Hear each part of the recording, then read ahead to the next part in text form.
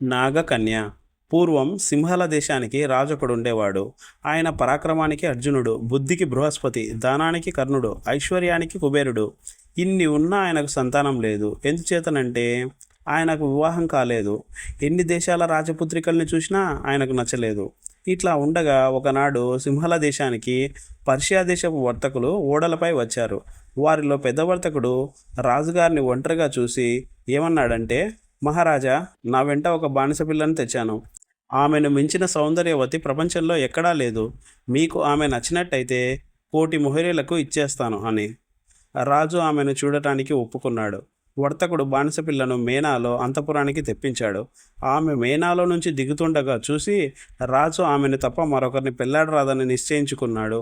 1,000,000 మొహరీలు పుచ్చుకుని బానిస పిల్లను రాజాంతపురంలో వదిలి వర్తకుడు తన స్నేహితులతో సహా తన దేశానికి తిరిగి వెళ్ళిపోయినాడు.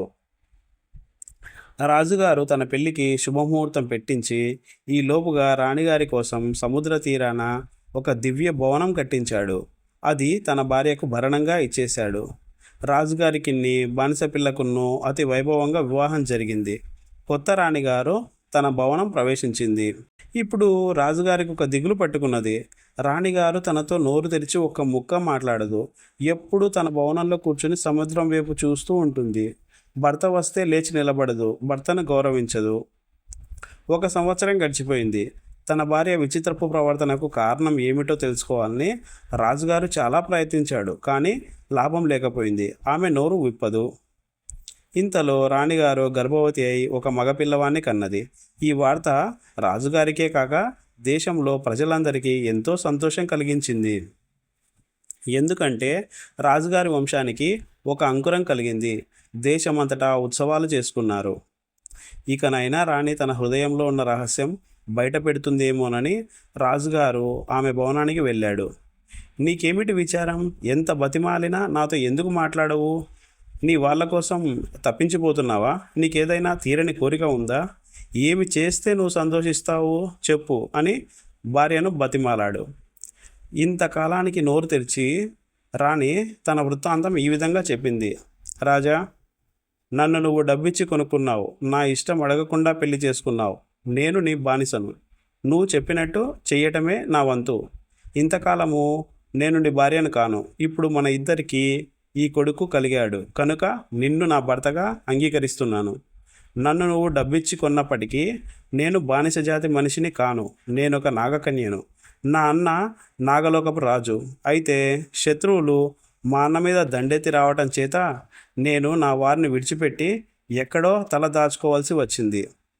నాగలోకం వదిలేసి భూలోకంలో ఏ రాజునైనా పెళ్ళాడమని నాకు మా వాళ్ళు సలహా ఇచ్చారు. కానీ నేను మానవ మాతృలను పెళ్లాడటానికి ఎంతమాత్రమూ ఒప్పుకోలేదు. ఇట్లా ఉండగా ఒకనాడు నేను సముద్రంలో ఈదులాడుతుండగా కొందరు పర్షియా దేశపు వర్తకులు పడవలలో పోతూ నన్ను చూసి వల వేసి పట్టుకున్నారు. వారే నన్ను తెచ్చి నీకు విక్రయించారు. నా పేరు నీలోత్పల. నీలోత్పల చెప్పిన కథ విని రాజు ఆశ్చర్యపోయి, నువ్వు నాగకన్యవా? రాజకుమార్తెవా? నేను నమ్మలేకుండా ఉన్నాను. ఎందుకంటే నువ్వు నాగకన్యవైతే భూమి మీద ఎట్లా నివసించగలిగావు అని అడిగాడు.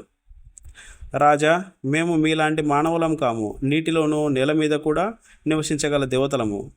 నీకు ఇంకొక చిత్రం చూపుతాను చూడు అంటూ నీలోత్పల పరిచారికలను పిలిచి నిప్పు సాంబ్రాణి తెప్పించింది. నిప్పులో సాంబ్రాణి ధూపం వేసి ఏవో మంత్రాలు చదివింది. సాంబ్రాణి ధూపం 4 మూలలా దట్టంగా అలుముకున్నది. ఆ పొగలో నుంచి కొందరు మనుషులు ప్రత్యక్షమైనారు. ఆ వచ్చిన వారు నీలోత్పల అన్న అయిన నాగరాజు, అతని పరివారము. వారంతా సముద్రంలో నుంచి వచ్చారు. నీలోత్పల తన అన్నగారితో తన కథంతా చెప్పి తన కుమారుణ్ణి అతని చేతికిచ్చింది. నాగరాజు తన మేనల్లుణ్ణి చేతుల్లో తీసుకొని అకస్మాత్తుగా సముద్రంలోకి దూకి అంతర్ధానమైపోయినాడు. నీలోత్పల అన్నగారు తన కుమారుణ్ణి తీసుకుని పారిపోయినాడని రాజుకు భయం కలిగింది. కానీ కొద్దిసేపట్లోనే అతను పిల్లవాడితో తిరిగి వచ్చి, మా మాదిరిగా మా మేనల్లుడు కూడా నీటిలో నివసించగలడో లేదో చూడటానికి తీసుకుపోయినాను. ఈ కుర్రవాడిలో మా రక్తం ఉండటం చేత మాలాగే నీటి కింద నివసించగలడు అని చెప్పాడు. కొంతకాలం పాటు నాగరాజు తన బావగారైన సింహలరాజు ఆతిథ్యం స్వీకరించి తరువాత తన చెల్లెల్ని మేనల్లుణ్ణి వెంటబెట్టుకుని నాగలోకానికి వెళ్ళాడు. అక్కడ కొంతకాలం వారిని ఉంచుకుని తరువాత తిరిగి పంపాడు. నాగలోకం గురించి కుమారుడు చెప్పిన వింతలు వినటమే గాని అవి చూసే భాగ్యం సింహల రాజుకు లేకపోయింది. మేనమామల ఇంటి నుండి రాజు కొడుకు చిత్ర విచిత్రమైన వస్తువులను జంతువులను తెచ్చి తండ్రికి ఇచ్చేవాడు. ఈ విధంగా సింహల దేశపు రాజు నీలోత్పలతోటి తన కుమారుడితోటి ఎంతో కాలం సుఖంగా గడిపాడు.